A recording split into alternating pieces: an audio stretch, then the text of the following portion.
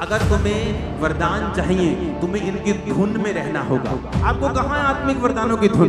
परमेश्वर के राज्य में बलपूर्वक प्रवेश किया जा सकता है। एक बल नजर आएगा तभी परमेश्वर देता है। लोगों को लगता है कि वरदान अपने आप काम करने लगते हैं, कई बार ये ऐसे हो जाए, ऐसा नहीं है। कलीसिया को इस्टेब्लिश होने के लिए आत्मिक वरदानों की जरूरत है। आज बहुत सारे पास्टर्स ग्रोथ में नहीं हैं क्योंकि उनमें आत्मिक वरदानों की कमी है। बहुत सी जगहों के ऊपर हाथों और पैरों की कटी हुई गॉस्पल सुनाई दे रही है। कुछ लोग सिर्फ प्रीच करने के लिए बुलाए गए हैं, वो बात अलग है, लेकिन वो प्रीच करने के साथ साथ हीलिंग और प्रोफेसी का विरोध करते हैं, जो कि गलत है। बाइबल कहती है आत्मिक वरदानों की धुन में रहो। अब आप वो बात सुनना चाहते हो जो कोई व्यक्ति कह रहा है, चाहे वो परमेश्वर का ही क्यों ना हो, या आप वो बात सुनना चाहते हो जो प्रभु का वचन आपको कह रहा है। प्रभु का वचन कहता है आत्मिक वरदानों की धुन में। धुन का मतलब क्या होता है? अगर हम यूनानी भाषा में इसको पढ़ें, कहता डिजायर आफ्टर स्पिरिचुअल गिफ्ट्स। धुन का मतलब है जेलो। यूनानी भाषा का 2206 नामक शब्द टू बी जेलस ओवर, जो कि 2205 शब्द से निकला है, जिसका मतलब है जेलोस, जिसका मतलब है प्रॉपरली हीट। जैसे लोहा गर्म हो जाए पूरा तो भी वो हथियार बनता है। आप बिना गर्म किए लोहे को जितना मर्जी पीट लें, वो आप उसे मनपसंद हथियार नहीं बना सकते। बहुत से लोग ये बात नहीं समझते हैं कि स्पिरिट में एक रूल है, और वो रूल क्या है? चाहे वो हीलिंग हो, चाहे वो वरदान हो, या परमेश्वर के साथ संबंधित कोई भी कार्य हो, जब तक आप उस चीज की धुन में नहीं है, लिखा प्रॉपरली हीट, पूरी तरह से एक चीज गर्म हो जाना। पानी उबाल तब आता है जब पूरी तरह से वो गर्म हो जाता है। टू बी जेलस ओवर, एक चीज के लिए पूरी तरह से पीछे पड़ जाना, उसकी धुन रखना। 12 साल की लहू बहने वाली औरत अगर ये सोच के घर में बैठी रहती कि हाँ प्रभु यीशु मसीह आएंगे, मेरे घर के पास से कभी निकलेंगे तो मैं जरूर छूंगी, क्योंकि मैं जा नहीं सकती ना। लेकिन बाइबल कहती है वो लोगों को छू नहीं सकती थी क्योंकि उसे अशुद्ध करने वाला रोग था। अगर वो छूती तो मारी जाती। फिर भी वो अपने घर से निकली, और परमेश्वर को छूना आसान नहीं था। भीड़ में से चीर कर रिस्क लेके प्रभु को छुआ। हीलिंग आसान नहीं है जैसा लोग समझते हैं। कोढ़ी परमेश्वर के पास आया, जबकि कोढ़ियों को लोगों के पास आने की आज्ञा नहीं थी। जहां लोग थे, छावनी थी, जहां लोग रहते थे, नहीं आ सकते थे। लेकिन बाइबल कहती फिर भी ये कोढ़ी परमेश्वर के पास आके उसको प्रणाम करके कहता है यदि तू चाहे तो मुझे शुद्ध कर सकता है। रिस्क लिया उसने। आप बाइबल में किसी भी जगह देखेंगे तो आपको रिस्क नजर आएगा, धुन नजर आएगी, एक क्रेजीनेस नजर आएगी, एक फेथ नजर आएगा, एक प्रेशर नजर आएगा, एक परमेश्वर के राज्य में बलपूर्वक प्रवेश किया जा सकता है। एक बल नजर आएगा तभी परमेश्वर देता है। लोगों को लगता है हीलिंग का वरदान आराम से काम करेगा। वो क्या करते हैं? हीलिंग के लिए प्रार्थना करते हैं। जब देखते हैं लोग चंगे नहीं हुए, 1 साल हो गया प्रार्थना करते, वो अपनी सेवकाई चेंज कर लेते हैं, प्रीच करना शुरू। उन्हें लगता है कि हीलिंग नहीं करनी, हमने प्रीच करना है, लेकिन अंदर से बताते नहीं वो। लेकिन बाइबल कहती है अगर तुम्हें वरदान चाहिए, तुम्हें इनकी धुन में रहना होगा, प्रॉपरली हीट होना होगा, तो ये वरदान तुम्हारी लाइफ में काम करते हैं और तुम इनकी डिजायर करते हो। आप फेक प्रोफेसी करके दूसरे पास्टर्स का भी कई बार नाम खराब करते हैं, क्योंकि प्रभु आपके साथ बात नहीं कर रहा होता, लेकिन आपको लोगों को इंप्रेस करना है, लोगों को बताना है कि मैं कुछ हूं, और इसी चक्कर में क्रिश्चियनिटी का नाम बदनाम होता है। इसका मतलब ये नहीं आप प्रोफेसी ना करें, लेकिन आप प्रभु की आत्मा से करेंगे तो वो सच होगा। अगर आपको वो वरदान कोई चाहिए, आज से कुछ साल पहले जब मैंने प्रोफेटिक में प्रवेश किया और परमेश्वर का आत्मा जब मुझसे बात करने लगा, तो मैंने वो उस प्रोफेटिक वरदान को शाइन करने के लिए प्रभु से कहा, परमेश्वर मैं रोज तेरी वेदी के पास आऊंगा, इतनी भेंट मैं रोज तुझे दूंगा पैसों की, इतनी प्रार्थना मैं रोज करूंगा सिर्फ एक इस वरदान के लिए। और मैं रोज परमेश्वर के सामने जाता था, रोज अपने बीज को बोता था, रोज प्रेयर करता था सिर्फ एक वरदान के शाइन करने के लिए।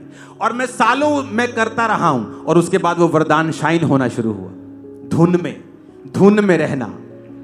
आप धुन में कैसे रह सकते हैं अगर आप 24 घंटे उस बारे में सोचते नहीं हैं?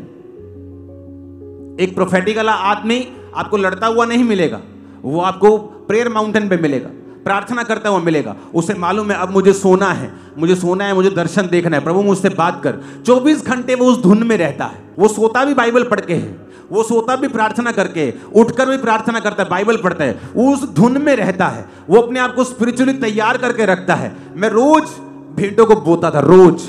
आज वो भेंट 5 गुना हो चुकी है जो मैंने शुरू की थी। रोज प्रभु के सामने भेंट, रोज प्रार्थना। प्रभु जी ये इस वरदान के लिए है। रोज लोगों को लगता है कि वरदान अपने आप काम करने लगते हैं, कई बार ये ऐसे हो जाए, ऐसा नहीं है। इनके पीछे प्रॉपरली वर्क किया जाता है, एक एक चीज के पीछे। क्योंकि कुछ भी क्रिश्चियनिटी में जिसके पीछे बल नहीं होगा, जिसके पीछे धुन नहीं होगी, चाहे वो हीलिंग के लिए हो, चाहे वरदान के लिए हो, चाहे खास प्रेयर रिक्वेस्ट जो आप चाहते हैं प्रभु कबूल करे, अगर उसके पीछे प्रेशर नहीं होगा वो कभी कबूल नहीं होगी। लेडी ने कहा, प्रभु मेरी बेटी को दुष्ट आत्मा सताता है, कभी गिर पड़ती है, मर जाती है, बॉडी उसकी सूख रही है, बीमार हो गई। प्रभु ने कहा, नहीं, मैं कुत्तों को नहीं दूंगा लड़कों की रोटी। उसने क्या किया? थकी नहीं, और प्रेशर दिया प्रभु को। क्या प्रेशर दिया? प्रभु मुझे अपने घर का कुत्ता समझ ले, कुत्ते भी वही चूर चार खाते हैं जो तेरी बालकों की मेज से गिरते हैं, हमें अपने घर का कुत्ता समझ ले। परमेश्वर ने कहा, जा, तेरी बेटी को दुष्ट आत्मा छोड़ के जा चुका है। प्रेशर। एलिया कहता, जा अलीशा, अब मुझे तेरी जरूरत नहीं। ले, पहला सेवा करा ली, हाथ धवाले हैं, हुण कहता तेनू लोड़ नहीं, चल मैं भी चलना। फिर कहता, तेरी शपथ, यहोवा की शपथ, छोड़ने का नहीं, तुझे छोड़ने का नहीं, तुझे छोड़ने। प्रेशर। आत्मा उतरा, बल से उतरा। शॉल जब आया, सामर्थ आई प्रेशर से, धुन से।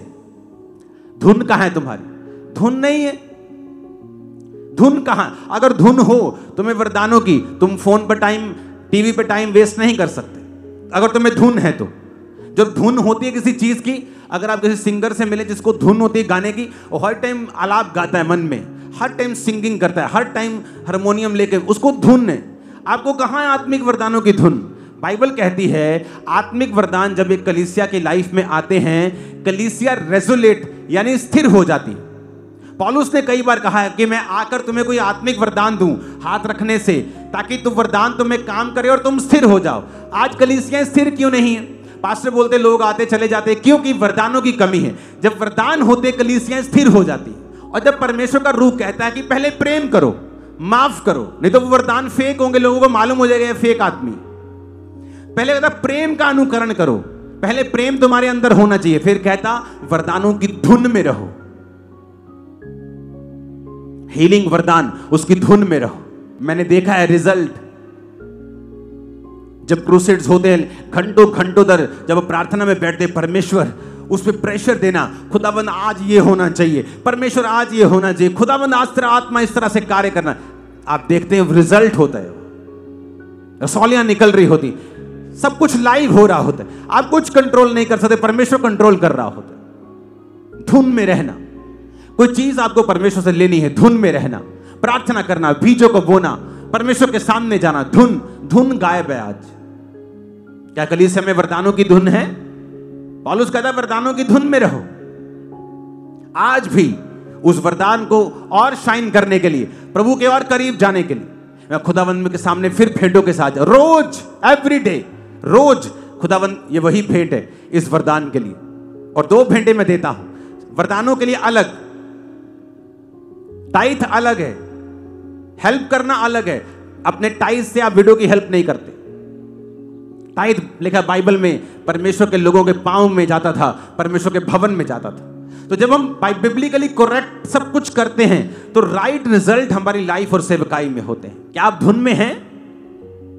क्या आप उस चीज के लिए वाकई धुन में हैं? प्रॉपरली हीट, जेलस ओवर, पूरी तरह से आपका मन उसको परस्यू कर रहा है, उसका पीछा कर रहा है, उस पर प्रेशर दे रहा है, आपकी लाइफ सेम नहीं होगी, ये गारंटी है। आमीन ऊंचे वाला चाहिए चर्च। मैंने कहा आमीन ऊंचे वाला चाहिए चर्च। परमेश्वर के गहरे वेदों को परमेश्वर के दास के द्वारा जानने के लिए और ऐसी और नई वीडियोस को देखने के लिए हमारे YouTube चैनल को सब्सक्राइब करें और साथ में बेल आइकन को प्रेस करें ताकि ऐसी और नई वीडियोस की नोटिफिकेशन सबसे पहले आप तक पहुंच सके। जुड़े रहें परमेश्वर की हजूरी के साथ। God bless you.